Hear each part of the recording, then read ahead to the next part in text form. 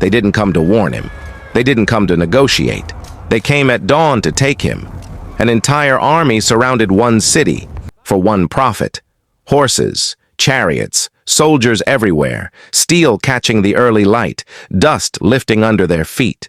The kind of scene that tells your body to panic before your mind even understands why. And inside that city, there were only two men, one servant and the prophet Elisha. What do you do when you wake up and you're already surrounded? Because this is where fear feels correct and still loses. This is where your chest tightens, your mouth goes dry, your thoughts start sprinting ahead of you. You start counting what you don't have. You start replaying mistakes. You start imagining endings, and you can feel it. The enemy isn't just outside the walls. Fear is inside your head. The servant stepped outside and froze. He didn't notice the army. He collided with it. The city was sealed. Every road watched. Every exit covered. The king of Syria had sent an army, not for a battlefield, but for one man. The servant's legs went weak. His hands shook, and he ran back to Elisha like someone escaping a nightmare, shouting the words that come out when your mind breaks under pressure. "Master, Master, what shall we do?" Have you ever faced something so big? Your mind instantly said, "This is the end," because that's exactly what happened to him. He didn't ask for a plan. He asked for a miracle. Two men against an army. No shelter, no backup, no escape route. And fear has a cruel way of making you feel stupid for believing God, like faith is childish when reality looks this sharp. But Elisha didn't match his panic. Elisha didn't mirror the fear. Elisha stayed calm like someone who had already seen the ending. Then Elijah lifted his eyes to heaven and prayed, "Lord, open his eyes so he may see your glory."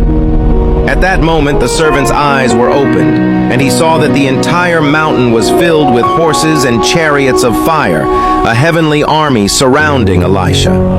God had revealed his invisible power to protect his prophet. This story teaches us something eternal. Even when your eyes see danger, even when fear makes you feel alone, God already has his army ready to defend you. 2 Kings 6:16. Sometimes the miracle isn't a new situation, it's new vision. Sometimes God doesn't erase the problem first. He shows you you're not unprotected. So if heaven can surround a man, who are the ones God sends? Here's the sharp truth. Some of these angel names come from ancient texts, honored in certain traditions. Comment which list you grew up with. But the message is the same. God commands, God sends, God guards. Psalm 91 says, "For he will command his angels concerning you, to guard you in all your ways." That means you might feel exposed, while heaven has already assigned protection. You might feel abandoned, while help is already moving.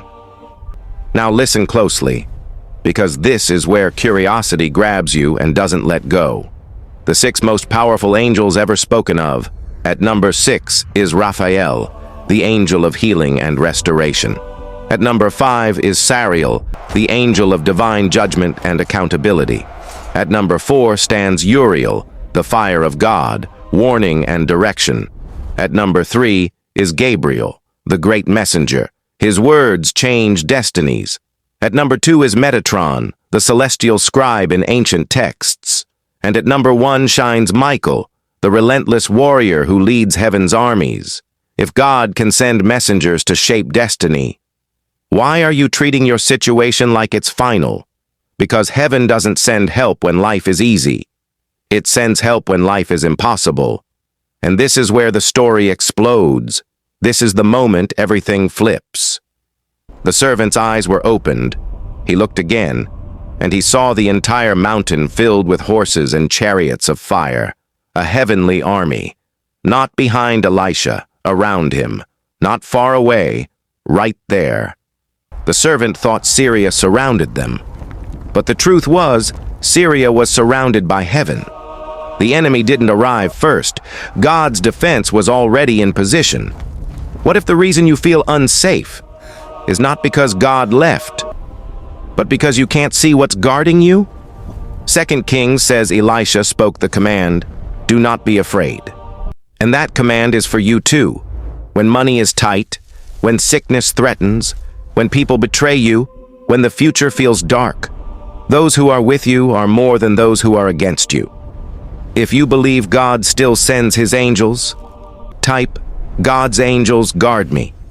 And if you need vision in your battle, type, "Lord, open my eyes." Subscribe, share for more powerful Bible stories told through cinematic truth.